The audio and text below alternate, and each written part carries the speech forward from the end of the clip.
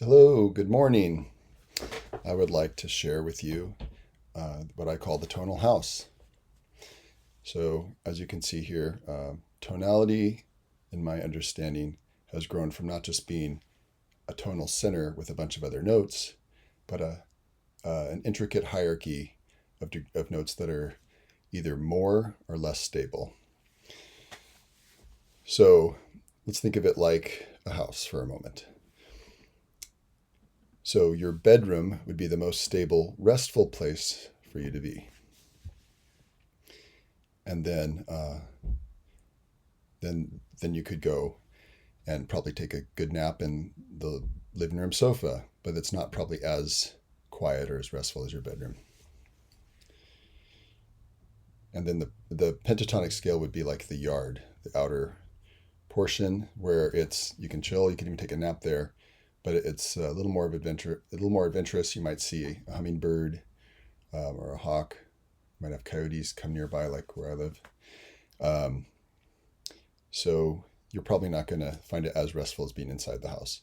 And then, like, say, playing basketball in the street or inline hockey, you're going to have to be careful. Hopefully, live on a cul-de-sac if you're doing that, and you have to watch out for cars. So that'd be like the diatonic scale, where you have tendency tones that have half-step resolutions back to the tonic triad. Whereas in the pentatonic scale, you only have whole-step resolutions, and there's less of an urgency to resolve them. And then the chromatic scale, those notes have the greatest sense of drama or color, chroma means color, to resolve back not only to the scale, but even more powerfully to the tonic triad. So let's go through this in major and then in minor. I'm going to switch my camera so you can see my keyboard.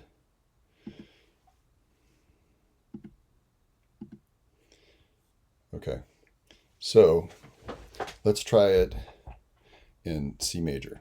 So I'd like this to be an improvisational exercise. You can pause the video anytime you want to practice what we're doing. So we're going to start with just the tonic triad. But before that, we're going to start with the tonic pitch.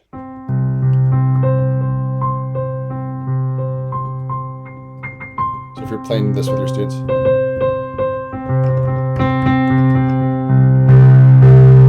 playing around with articulations, dynamics, just try to hear that tonal center, and then try it with your voice. That would be do. If we look at our solfege right here, solfege chart, signaled by the house right here. Do, do, do, do, do, do,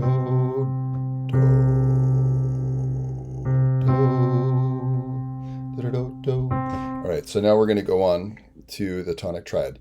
Not so many melodies are made with the tonic triad, but there are some, and specifically for the bugle. Why?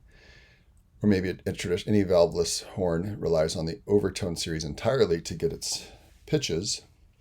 And so the major chord consists of the first 6 partials of the overtone series. It would be something like this. So we have some repetition, and then after that you have the dominant 7th chord and then the octave. So, of course, it's in just intonation based off of ratio tuning. But anyway, here we go. We do have some bugle calls here. There's a link right over here. You can click on those links, and in the link to this video, you'll have this document, and you can click on those links. 20 bugle calls. So you could use these for ear training and sight singing. This is a good morning call that you probably recognize. It goes way back to the Crusades. Even that's used in the military and in scouts.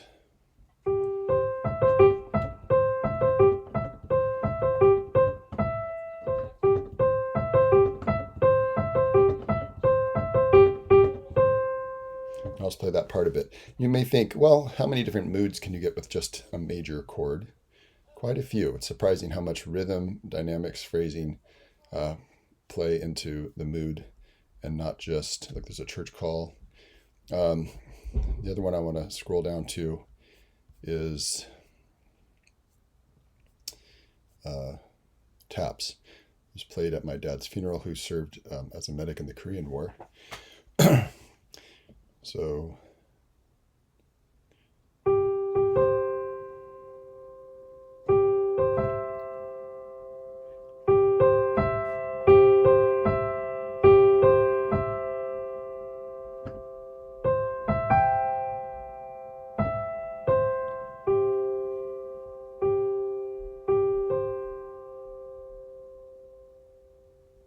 So you can see the moods can be quite different, even with a major chord. It's pretty crazy. I encourage you to come up with your own bugle call, and maybe even name it like It's Time to Buy Bagels, or the mom can have one, It's Enough Video Game Time, or whatever you want. So I'll try that with the keyboard first.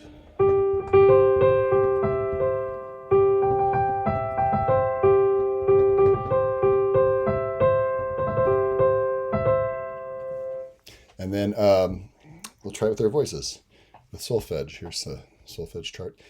The ones with the medium blue boxes around them. So is in a squared off box to show it's a little more stable. Mi, I say so is more stable than mi because it occurs earlier in the overtone series, and without a fifth in a scale or a chord, it ends up not being stable. So here we go. Do, mi, do, so, mi, do, so, do, so, mi, so, do. So you can try that. Now we're going to go on to the pentatonic scale. So we're going to add, in major, we're going to add 2 and 6, scale degrees 2 and 6, re and la. Now, being that they're a whole step away from the chord, they don't have that strong magnetic pull back to the chord. They have sort of a weaker magnetic pull. The closer you get to a chord tone, it's a stronger, I like to say, magnetic pull. What determines tendencies are multiple factors, some of which are how close you are to the tonic triad, half step being stronger. Downward resolutions tend to have more force than upward. And it says back in Fuchs's Gradus ad Parnassum counterpoint book, seminal counterpoint book that all the famous European composers used, or some version of it, that downward resolutions are more powerful because of gravity is what they said. So that's what we see in nature, and so that's what we relate to. And then there's also momentum and intervals and other factors that determine the tendency of notes. But let's go ahead and play actually I'm going to give you an example. In the pentatonic scale, we have Amazing Grace here.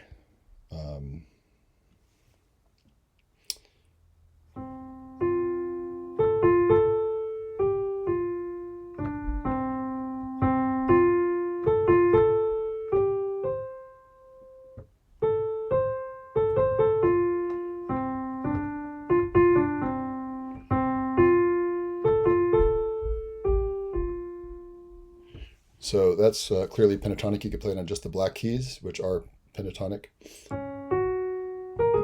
with embellishments. Also, odd lang syne. Let's play the beginning of this.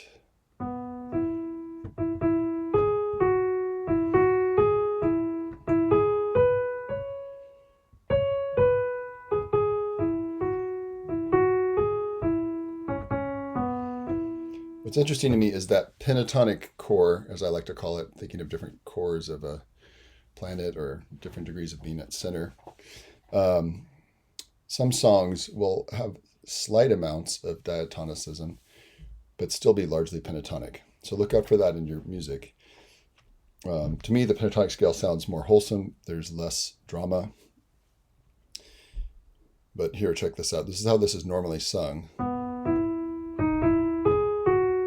So we have a leading tone right here, T, Do. So, Do, T, Do.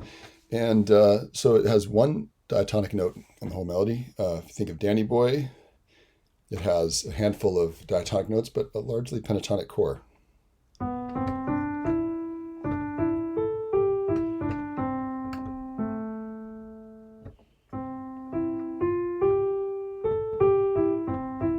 So you can see a couple diatonic notes, but go ahead and play through that song yourself, and you'll see it's largely diatonic.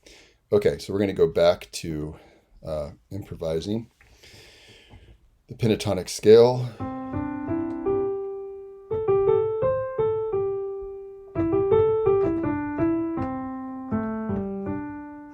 So notice Re will have a tendency to go to Do, a slight tendency to go to Mi.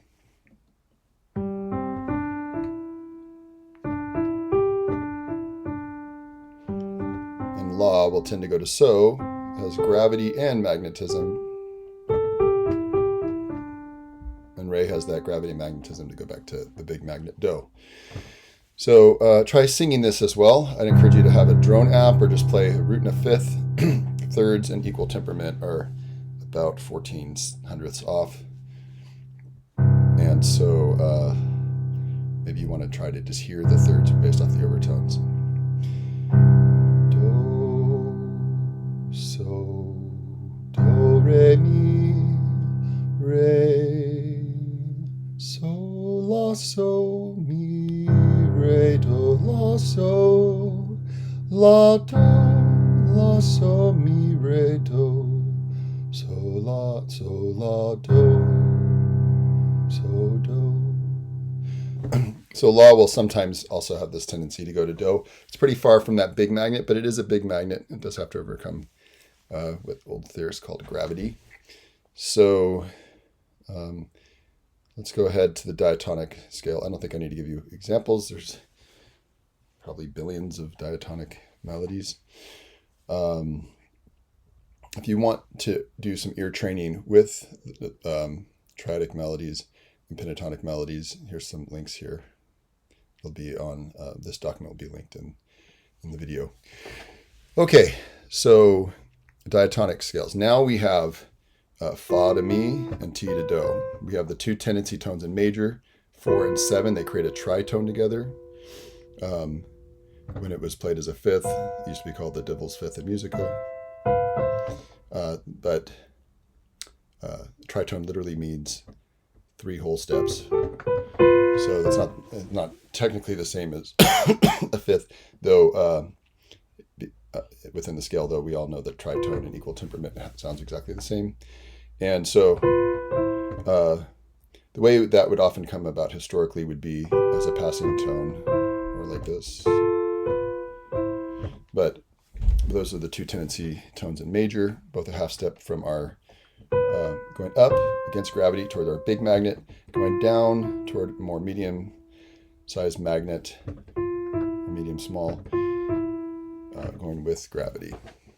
Okay, so let's improvise in the diatonic major scale.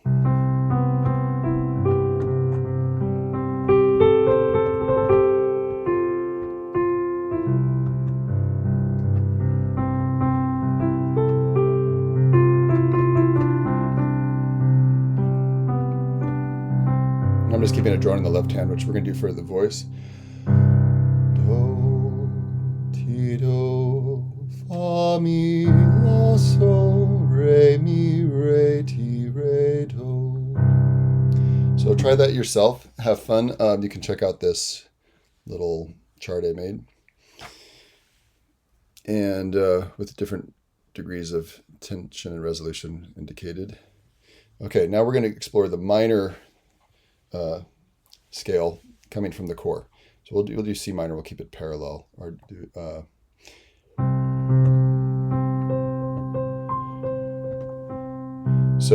modes with the same home are called parallel. Have a parallel relationship. Modes with the same key signature but a different home are called relative, like C major and A minor.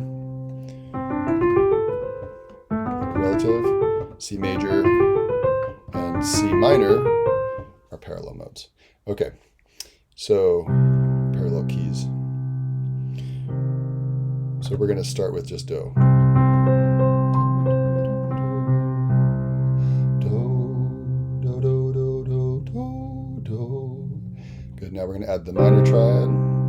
The overtone series does not have a minor third against the fundamental.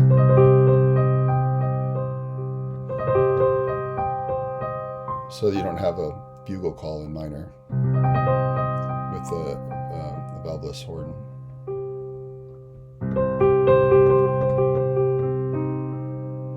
Let's try singing it.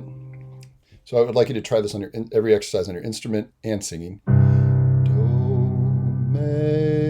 Do, me, so, do, so, me, so, do. And then you can also, we're going to move on to the pentatonic minor.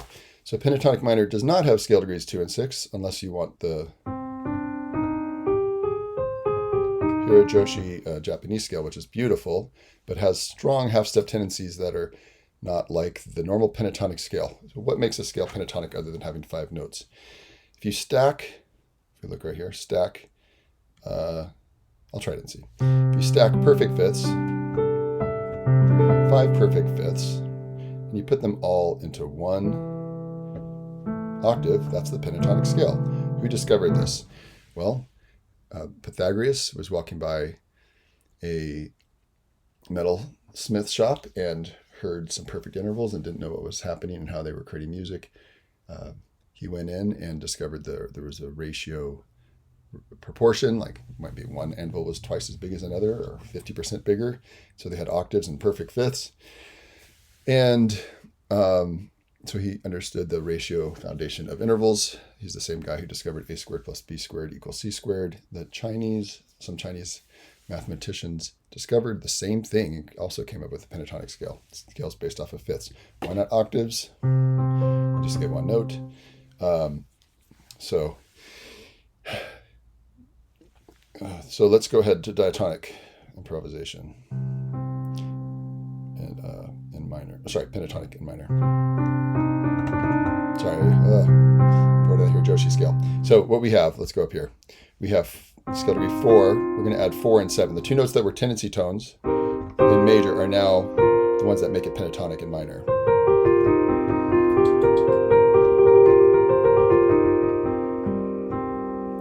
Let's try singing that. Me, fa, so, te, do, te, so, fa, me, do. So that may sound a little Native American. All of my Native American flutes are in pentatonic minor. You can play other scales, but the fingering becomes more complicated. And if we add one note, sharp 4, then we end up with the blues scale. And there's my dog trying to get in the room. You can hear her scratching, joining in with the music. I'll let her in. And then, so the blues scale again is the pentatonic minor scale with sharp 4. Now we're going to go to the diatonic minor scale. So we add 2 and 6. Now 6 is a half step from 5. You can see that up here. Lay so, half step relationship, and has gravity on its side to push it down. Re me goes to a smaller magnet, also has to overcome gravity. It does influence the fact that most classical pieces in minor will modulate to the relative major as their first place of arrival after the tonic. So there we go.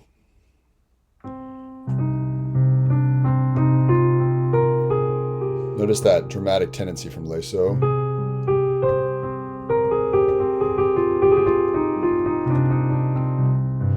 Try singing it. Do, re, me, do, so, le, so, fa, me, re, do, te, le, so, re, do. So what about having a leading tone and having a dramatic pull to home? Well, that's why we have harmonic minor, which is really a variant of minor. Scalar, it's called scalar variants. In the Renaissance, even on their modes, they had scalar variants. At cadences, they would demand a leading tone. So we're just following with that tradition. They did not like augmented seconds. They were difficult to sing. I think they sound pretty and sort of have a Middle Eastern flavor that a lot of Middle Eastern scales like Hungarian minor, Hungarian major, and Hejaz all have. You can look up those, H-I-J-A-Z. So harmonic minor. The thing is, if we don't want to cross this augmented second, then we need to do things like so, le, so, do, ti, do, so, ti, do, le, so. Then if we want to cross it, then we use melodic minor typically. So, le, so, fa, me, re, do, ti, re, do, le, so, ti, re, fa, me, re, do. Okay, now if we want to have a full ascent like this, connecting up and down, then we'll use melodic minor.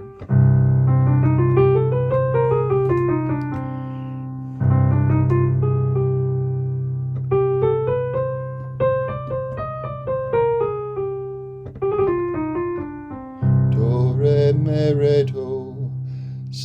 re, so, fa, me, re, do, so, la, ti, do, re, do, te, le, so, fa, me, re, do.